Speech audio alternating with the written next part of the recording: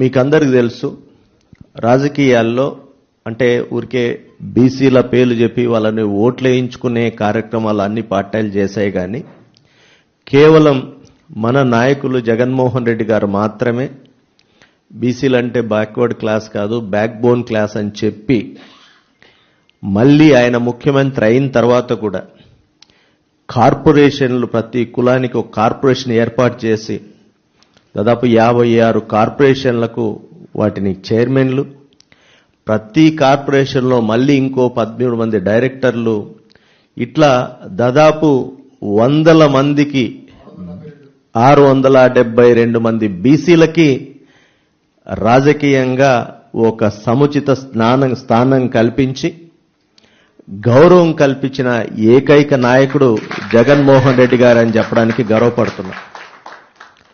మరి అందులో భాగంగా మనం ఈరోజు ఈ క్యాస్ట్ కార్పొరేషన్ సంబంధించి బీసీ విభాగం కింద మరి ఫెడరేషన్స్ అని చెప్పి వాళ్ళందరినీ కూడా మళ్ళీ అదే కుల కార్పొరేషన్లకు చైర్మన్లుగా ఫెడరేషన్ చైర్మన్లుగా కూడా పార్టీ తరపున మీ అందరినీ నియమించడం జరిగింది. రాజకీయాల్లో జనరల్ ఏంటంటే బాగా పనిచేసిన వాళ్ళకి రాజకీయంగా అధికారంలోకి వచ్చిన తర్వాత ఒక గుర్తింపు అనేది జనరల్గా జరిగేది. బట్ 2019కి ముందు మీరంతా పార్టీకి సేవ చేశారు కాబట్టి మిమ్మల్ని గుర్తించి జగనన్న మరి మన ప్రభుత్వ హయాంలో మీకందరికీ మంచి పదవులు ఇచ్చి గౌరవించారు. మరి ఈరోజు మనందరి బాధ్యత కూడా మిగతా వాళ్ళ సంగతి పక్కన పెడితే మీ వరకు మాత్రం ఒక 5 ఏళ్లు మన ప్రభుత్వంలో మీకు కావలసిన గౌరవం దక్కింది, గుర్తింపు దక్కింది. కాబట్టి ఇప్పుడు ఈ 5 ఏళ్లు మనం పార్టీ కోసం మనం ఎట్లా కష్టపడాలా, ఏం చేయాలనేది మనందరం ఆలోచన చేయాల్సిన సమయం ఇప్పటికే 1 ఇయర్ దాటిపోయింది. మరి ఇప్పటికైనా మనమంతా యాక్టివ్ కావాలి. ఈరోజు ఈ మీటింగ్ పెట్టడానికి కారణం కూడా ముందులాగా సరే నేను ఇందాకనే చెప్పాను మీరంతా బాగా పని చేశారు కాబట్టి మీకు 19-24 మధ్యలో మంచి గుర్తింపు గౌరవం దక్కింది.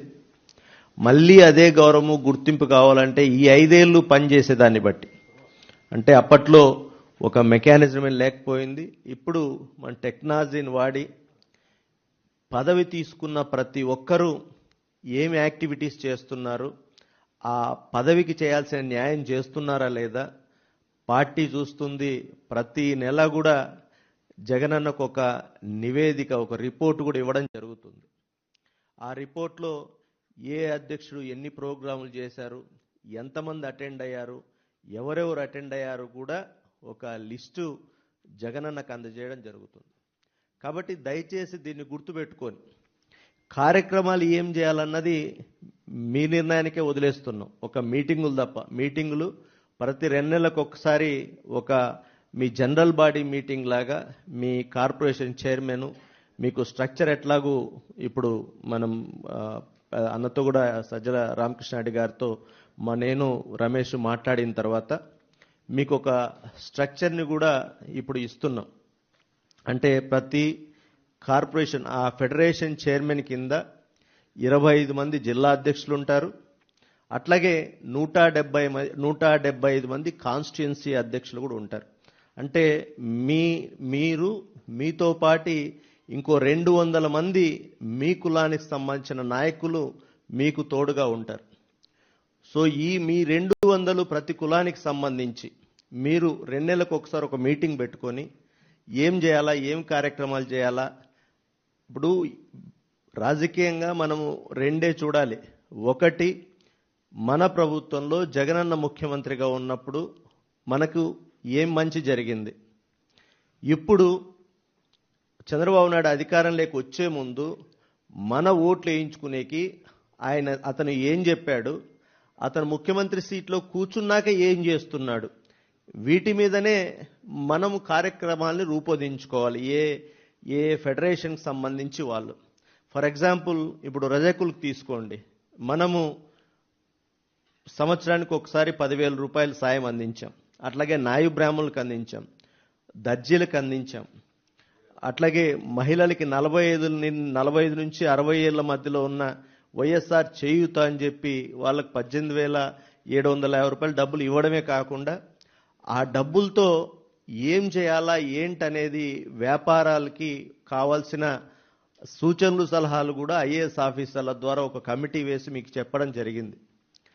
సో ఎక్కడా కూడా చాలాసార్లు మీటింగ్లో అనుకున్నాం మనం, చంద్రబాబు నాయుడు వాడు ఏం చేశాడంటే ముందు ఓట్ల కోసము ఏదో అంటే ఫర్ ఎగ్జాంపుల్ నాయి బ్రాహ్మణులు అంటే వాళ్ళకు ఒక పెట్టె, దాంట్లో ఒక రేజరు కత్తెర పెట్టి ఏదో ఇస్తున్నామని ప్రచారం చేసేసాడు. అట్లాగే రజకులకు వచ్చేసరికి ఒక ఇస్త్రీ పెట్టించేదో మేము చేసేసామని అనిపించారు. కానీ జగనన్న మాత్రం ఎక్కడా కూడా మేమేదో చేయాలంటే చేయాలా, మీ ఓట్ల కోసం కాకుండా ఫ్యామిలీస్ ఎదగాల, ఆర్థికంగా బాగుండాలి, రాజకీయంగా కూడా వాళ్ళకు గౌరవం ఇవ్వాలని చెప్పి ఆలోచన చేసినాడు. కాబట్టి ఆయన నుంచి ఇన్ని సంక్షేమ కార్యక్రమాలు అట్లాగే మీ అందరికి కూడా పదవులు ఇవ్వాలనే ఆలోచనలు మనసు నుంచి వచ్చాయి కాబట్టి ఆయన చేయగలిగాడు. మరి రాజకీయంగా ఎవరు ఇన్నాళ్ళు ఎందుకు చేయలేకపోయారంటే కేవలం ఎవరికి కూడా చిత్తశుద్ధి లేదు. అంటే ఎవరు కూడా మనసు పెట్టి ఆలోచించాల. అంటే బీసీలు మన వాళ్ళు, మన ఇంటి మనుషులు, వీళ్ళని మనం ఏదైనా వాళ్ళకి చేయి అందించాలా, వాళ్ళకు గౌరవం ఇవ్వాలా, వాళ్ళని ఆర్థికంగా వాళ్ళని ఎంకరేజ్ చేయాలని అన్ని ఆయన ఆలోచన చేశాడు. కాబట్టి ఆయన మైండ్లోంచి ఇన్ని ఆలోచనలు బయటకు వచ్చాయి. మరి ఇదే ఈరోజు చంద్రబాబు నాయుడు ఇవన్నీ కూడా ఎత్తేశాడు. అంటే మాదేదో బీసీల పార్టీ అని చెప్పుకుంటారు తప్ప ఎక్కడా తెలుగుదేశం పార్టీ బీసీలకు చేసిందేం లేదు. మరి ఇప్పుడు మేనిఫెస్టోలో ప్రధానమైన అంశం ఏది, బీసీలందరికీ కూడా 50 ఏళ్లకే పెన్షన్ ఇస్తా అన్నాడు, సూపర్ 6లో పెట్టాడు. ఏదని చేశాడా? చేయలేదు.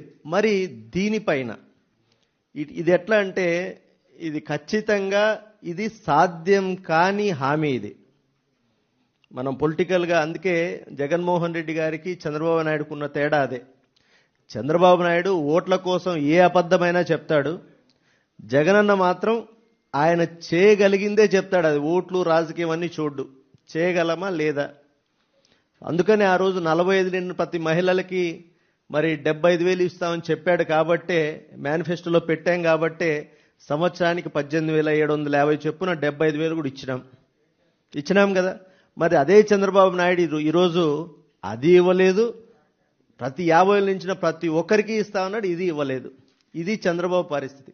ఇట్లాంటివి మీ ఫెడరేషన్స్లో మీరు 2 నెలలకు ఒకసారి ఒక జనరల్ బాడీ మీటింగ్ పెట్టుకొని, జిల్లా మీటింగ్, స్టేట్ బాడీ అంటే మరి మీ బీసీసీఎల్ అధ్యక్షులు, మీరు జిల్లా అధ్యక్షులు, మరి జిల్లాల మీటింగ్ మీరు మీ కాన్స్టిట్యున్సీకి, మీ జిల్లాకు సంబంధించిన కాన్స్టిట్యున్సీ అధ్యక్షులతో మీటింగులు పెట్టుకొని ఏం చేయాలి, సమస్యలు ఏమున్నాయి, దేని మీద పోరాటం చేయాలి, మీ నుంచి కింద నుంచి పై వరకు వస్తే పార్టీ కూడా ఒక స్టాండ్ తీసుకొని అవసరమైతే కొన్ని పార్టీ స్టేట్ కాల్ ఇచ్చి, అంటే అన్ని అనుబంధ సంఘాలని మెయిన్ పార్టీని కూడా కలిపి ఏదైనా మంచి కార్యక్రమం ఎట్లా చేయాలా, మనం ఈ ప్రభుత్వం చేస్తున్న మోసాలపైన ఎట్లా చేయాలనేది ఒక ఇది రావాలంటే మీ అందరూ మనసు పెట్టి ఆలోచన చేయాలి. మన పార్టీ పిలిపించే ప్రతి కార్యక్రమంలోనూ యాక్టివ్గా పాల్గొనాలి. దయచేసి పార్టీ పిలిపించి, నిన్న రైతులకు అండగా అన్నదాత పోరు జరిగింది, రైతు పోరు జరిగింది.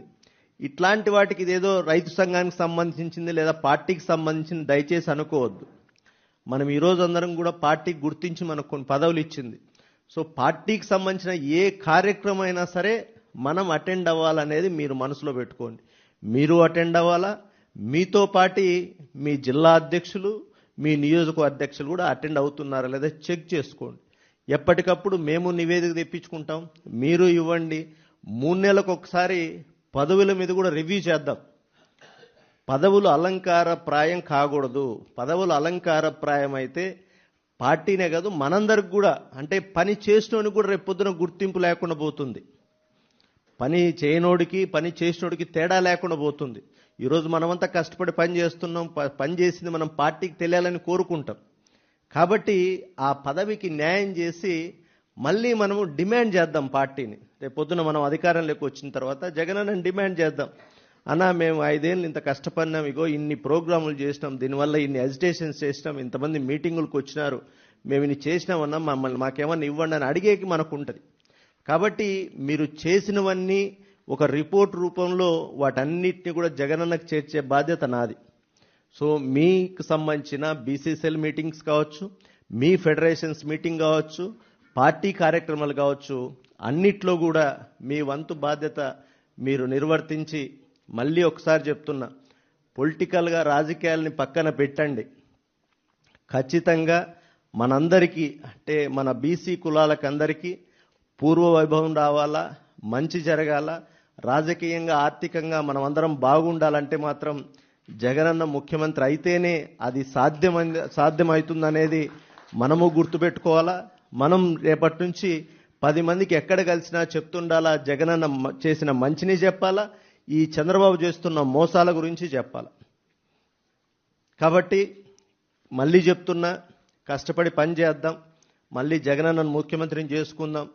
అయిన తర్వాత మనం అధికారంలోకి వచ్చిన తర్వాత ఈ రోజు ఎవరైతే కష్టపడుతున్నారో పార్టీ కోసం వాళ్ళందరికీ కూడా మంచి గుర్తింపు, గౌరవం ఇచ్చే బాధ్యత పార్టీకి సంబంధించి నేను తీసుకుంటానని మీ అందరికీ మరొకసారి తెలియజేస్తూ, ఈ అవకాశం ఇచ్చిన మీ అందరికీ ధన్యవాదాలు చెప్తూ సెలవు తీసుకుంటున్నాను.